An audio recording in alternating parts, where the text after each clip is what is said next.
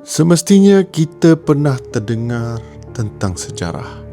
Sejarah merupakan sesuatu yang kita belajar tentang perkara-perkara yang telah berlaku pada suatu ketika dahulu. Dan dekat Malaysia ni semestinya terdapat banyak barang ataupun bangunan yang mempunyai sejarah-sejarah yang lama, sejarah yang unik. Tetapi apa akan berlaku sekiranya sejarah tersebut mempunyai rahsia? Dan rahsia itu pula merupakan sesuatu yang menyeramkan. Bak kata pepatah, sejarah mengajar kita menjadi lebih dewasa. Tiba.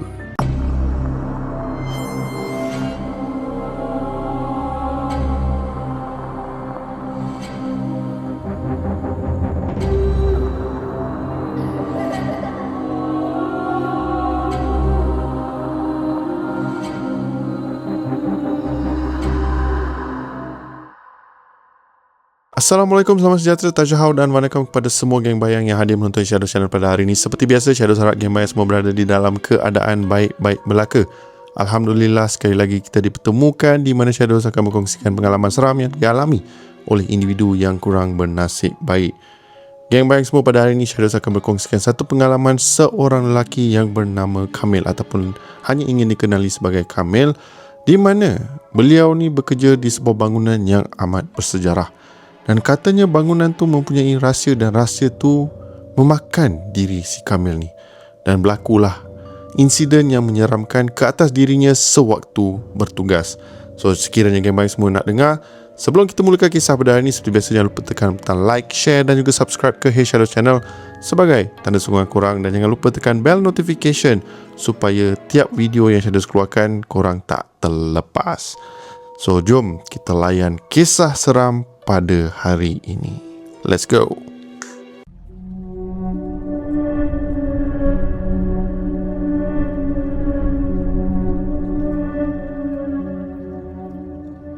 Kita mulakan dengan pengenalan seorang lelaki yang berusia lewat 20-an yang hanya ingin dikenali sebagai Kamil. Now, Kamil ni bekerja sebagai kru teknikal pentas di sebuah panggung teater lama yang terletak di tengah ibu kota. Dikatakan bangunan tu mempunyai sejarah yang agak panjang dan menurut orang lama di situ, kawasan tersebut dibina semula di atas tapak sebuah istana hinggap yang pernah digunakan suatu ketika dahulu. Now, sepanjang 2 tahun si Kamil ni bekerja dekat sana, memang banyak cerita yang dia dengar daripada pengawal keselamatan dan pekerja lama. Tetapi apa yang berlaku kepada Kamil pada suatu pagi ni merupakan pengalaman yang paling dia ingati sampai ke hari ini. Dikatakan kejadian berlaku ketika si Kamil datang bekerja lebih awal daripada waktu biasa. Nah, malam sebelumnya, Kamil ni plan adalah beberapa prop kayu yang rosak selepas pementasan. So, dia bercadang untuk datang awal bagi membaiki sebelum sesi latihan pada waktu petang bermula. Nah, waktu pada ketika itu lebih kurang 6.15 pagi. And si Kamil ni tibalah di kompleks teater tersebut. Nah, suasana pada ketika tu memang sunyi. Tak ada sesiapa, ialah awal pagi kan. Kawasan parkir pun masih kosong dan belum ada kaki tangan lain yang datang bekerja. So selepas si Kamil ni dah tukar pakaian uniform dia lah, serba lengkap semua benda, dan dengan topi keras, jaket keselamatan, kasut keselamatan semua bagai, Kamil pun terus menuju ke kawasan store prop dan juga kostum. Now, store tu dikatakan agak besar. Kalau orang di luar masuk, ada kemungkinan mereka akan rasa seperti berada di dalam sebuah labirin. Labirin ni apa? Dia macam tempat yang boleh sesat lah. Yang ada, confirm antara geng bayang semua pernah masuk dekat kawasan yang dekat taman lah yang korang masuk, lepas tu ada daun-daun ke apa semua benda tu. Shadow tak pandai nak gambarkan, tapi macam dalam gambar ni lah, sedang cerita Shadow share gambar ni. Itulah lebih kurang labirin. So koridornya agak panjang, sempit dan dipenuhi dengan bilik-bilik kecil belah kiri dan kanan yang digunakan untuk menyimpan kostum serta peralatan pementasan. Tapi apa yang lebih aneh, Kamil katakan yang pada pagi tu keadaan lebih gelap daripada biasa. Nah, untuk menghidupkan lampu utama, Kamil ni perlu berjalan beberapa meter ke dalam sebelum boleh sampai ke panel suis yang terletak di hujung koridor. Semasa Kamil ni berjalan perlahan sambil menyuluh menggunakan lampu telefon, sebaik tiba di panel suis, si Kamil ni pun terus menekan suis utama. Secara logiknya lampu akan mula pasang lah, tapi entah kenapa lampu tidak menyala. So Kamil pun cuba sekali lagi. Situasi masih sama. Seluruh koridor kekal gelap. Dan pada ketika itulah Kamil mula rasa tak sedap hati. Belum sempat Kamil berfikir apa-apa, tiba-tiba Kamil ni terdengar satu bunyi ketukan yang kuat dari sebuah bilik stor yang berhampiran. Kamil ni pun terus berpaling. Bunyi itu datang dari sebuah bilik kostum yang terletak di sebelah kanan koridor, di mana pada mulanya Kamil ni fikir mungkin ada barang yang jatuh. Tetapi beberapa saat kemudian bunyi itu bertukar menjadi lebih kuat, seolah-olah ada sesuatu yang sedang menghentak pintu dari arah dalam. Nah, pintu kayu tu kelihatan macam bergegar setiap kali hentakan berlaku. Kamil berdiri dalam keadaan kaku. Tak boleh nak bayangkan ataupun tak boleh nak fikir apa yang sebenarnya tengah berlaku pada ketika itu. Ada orang terperangkap ke dalam bilik itu. Tetapi bila fikir balik, mustahil. Sebab setiap kali bila kawasan tersebut ingin ditutup, pegawai security akan pastikan seluruh kawasan tu tak ada sesiapa, dan pintu bilik malah pagar nak masuk dekat dalam koridor tu pun dikunci. Dan ketika itulah si Kamil ni memang yakin tiada sesiapa pun yang berada di kawasan stor tersebut melainkan Kamil. Semakin lama hentakan tu semakin agresif. So tanpa berfikir panjang, Kamil terus berpatah balik dan berlari menuju ke arah pintu keluar. Kamil hanya mahu keluar dari kawasan tu secepat mungkin. Tetapi apabila sampai di pintu keluar, ada satu lagi masalah yang telah berlaku. Entah kenapa, kad akses yang si Kamil guna untuk membuka pintu utama nak masuk tadi tak boleh guna. Dia cubalah beberapa kali tap dekat device tu, tapi lampu pengimbas tu asyik bertukar merah. Gagal. Banyak kalilah si Kamil ni cuba, tapi tak berjaya. Dan geng bayang semua bayangkan pada situasi macam tu, dah lah korang rasa seram, lepas tu tak boleh keluar pula. So si Kamil ni dah mula rasa panik. Dalam keadaan tergesa-gesa, Kamil ni mengetuk pintu besi tersebut dan berharap kemungkinan ada sesiapa yang dekat luar tu boleh dengar. Tapi nasib tak menyebelahi si Kamil ni. Tiada sesiapa pun yang dengar bunyi ketukan ataupun datang untuk membantu si Kamil ni. Dan yang lebih menakutkan, bunyi hentakan dari bilik stor tadi tiba-tiba berhenti. Senyap. Tapi kesunyian tu terasa jauh lebih menakutkan. Dan kemudian Kamil terdengar satu bunyi lain. Bunyi menyerit. Sesuatu yang menyerit di atas lantai. Anggarannya si Kamil fikirkan bunyi itu datang dari arah hujung koridor. Perlahan pada mulanya, tetapi semakin lama semakin dekat. Kamil ni dah tak berani bergerak. Dia hanya berdiri di depan pintu keluar sambil cuba membuka pintu tu berkali-kali. Dan kali ni bunyi seretan tu akhirnya berhenti. Dan pada ketika itulah Kamil memberanikan diri memandang ke hadapan.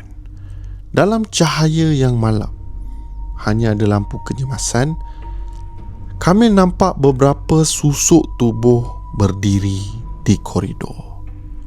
Mereka kelihatan tinggi, memakai pakaian lama yang menyerupai pakaian istana Melayu. Kain mereka lusuh, koyak di beberapa bahagian. Di tangan mereka pula kelihatan seperti keris yang panjang. So pada mulanya Kamil tak faham apa yang sedang dia lihat. Sehinggalah dia sedar sesuatu mereka semua tidak mempunyai kepala. Bahagian atas tubuh mereka kosong, tak ada apa-apa. Kamil tidak mampu menggambarkan perasaan pada ketika itu. Seluruh badannya terasa lemah. Jantung berdegup dengan begitu laju. So apa yang Kamil buat? Dia cubalah membaca apa sahaja ayat petikan Al-Quran yang diingat. Tetapi fikiran dia dah mula bercelaru. Perkara terakhir yang si Kamil ingat hanyalah susuk-susuk tu berdiri tidak jauh di hadapan dia. Dan kemudiannya semuanya gelap. Sebab apa? Member pingsan. Apabila si Kamil ni sedar, dia dah berada di bilik rehat kaki tangan. Beberapa rakan sekerjanya berada di sekelilingnya lah. Dan mereka ni semua bertanya apa yang telah berlaku. So selepas keadaan dia dah semakin tenang, Kamil ni pun ceritakanlah apa yang telah dialami olehnya. Dan mereka semua rakan-rakan sekerja si Kamil ni hanya mendengar tanpa banyak bercakap. Dan tidak lama kemudian, pengurus produksi hadir untuk tengokkan keadaan si Kamil ni lah.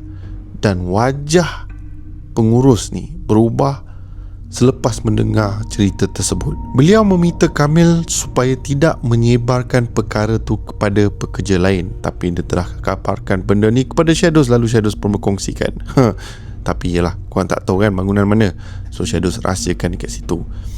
Now, katanya dia tidak mahu menimbulkan panik dalam kalangan kaki tangan. Sebab yelah, kalau sekiranya benda ni diketahui oleh orang ramai, semestinya kru lah, pelakon pentas, semua benda tu tak nak bekerja di kawasan tu.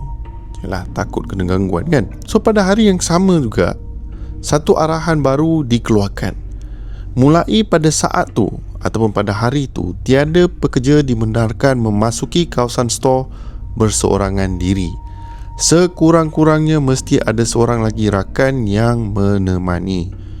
So pada mulanya si Kamil ni fikir semuanya berakhir di situ. Tetapi apa yang diberitahu oleh rakan-rakannya selepas tu membuatkan si Kamil ni lebih sukar menerima apa yang berlaku. Nah, menurut mereka, ketika mereka menemui si Kamil pada pagi tu, si Kamil bukan berada di hadapan pintu keluar seperti mana yang dia ingat.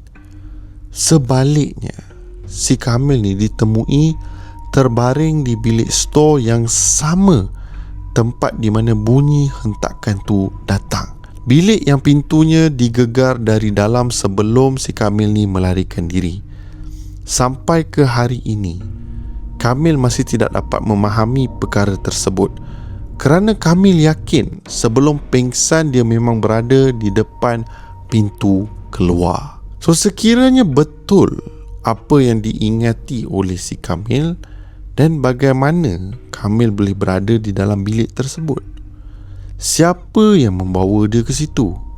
Atau adakah Kamil sendiri berjalan ke sana tanpa dia sedar? Sampai ke hari ini Kamil tak jumpa jawapan berkenaan dengan insiden yang telah berlaku ke atas dirinya. Dan selepas kejadian tu, Kamil tidak pernah lagi memasuki kawasan store tersebut berseorangan diri. Plus itulah polisi baru yang diletakkan oleh pihak pengurusan. Sebab sekiranya si Kamil ni mati-mati kena masuk juga tempat tu, dia akan pastikan ada lebih kurang 2 ataupun 3 rakan sekerjanya yang lain mengikuti bersama untuk meneman. Kerana walaupun dah bertahun berlalu, Kamil ni masih teringat bunyi seretan, langkah yang datang dari ujung koridor dan juga bunyi ketukan yang datang daripada store tu, yang membuatkan si Kamil trauma dengan insiden yang berlaku di bangunan yang bersejarah itu. Alright game-main semua, so Shadows harap game-main semua terhibur dengan kisah yang Shadows kongsikan.